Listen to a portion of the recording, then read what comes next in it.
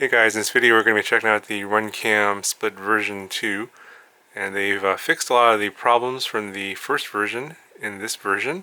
And let me just go over all the stuff that comes in the box first, and we'll get this out of the way and we'll take a closer look at the Split. The form factor hasn't changed. You got the same board and camera combo there.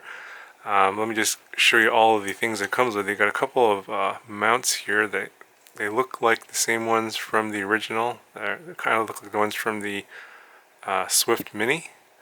You get some nylon standoffs here, some screws, and some O-rings, probably for vibration dampening. You got a spare ribbon cable.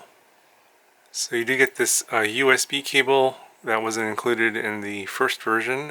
This is like a FPV cable.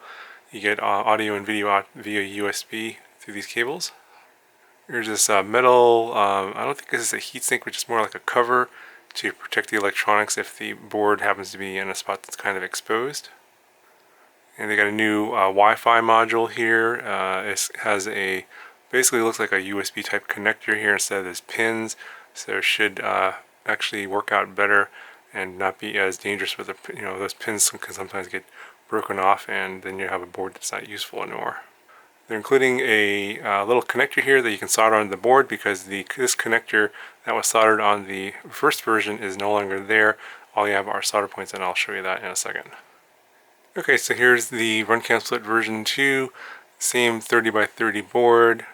Over here you get your USB port and a port over here for the Wi-Fi board, and that's just plugged it in if you want to connect via Wi-Fi to make settings changes.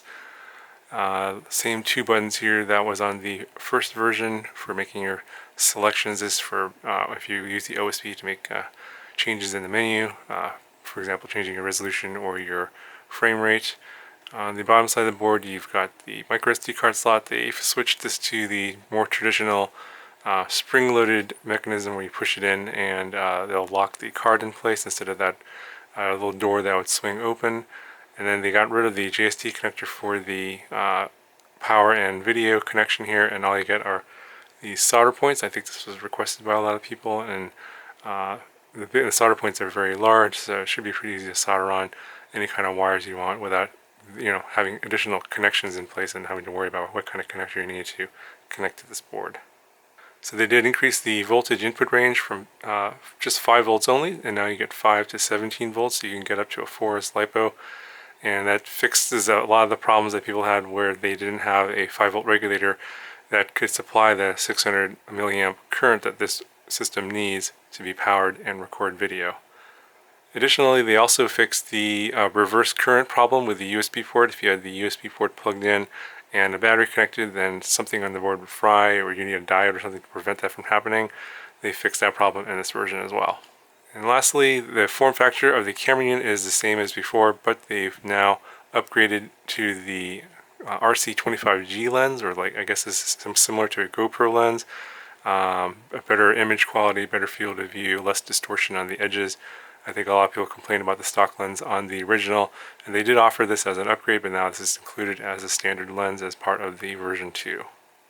So other than the features that I mentioned that have been updated, I think pretty much everything here is going to be the same as the original version, and if you want to see the original review, I'll put a card in the corner here to that playlist. I had a bunch of videos that covered the first version. I'm going to go ahead, I'm just going to take the version 2 here, and I'm going to swap it out on my Flex RC Ascent. This is the version 1 that's in here right now.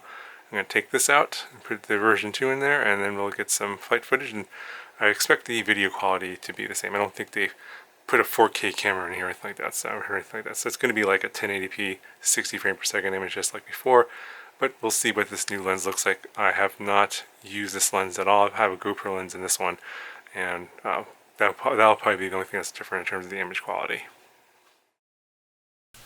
So one thing that I did forget to mention is that they did switch out the microphone for a different one on this new version, so supposedly the audio will be improved.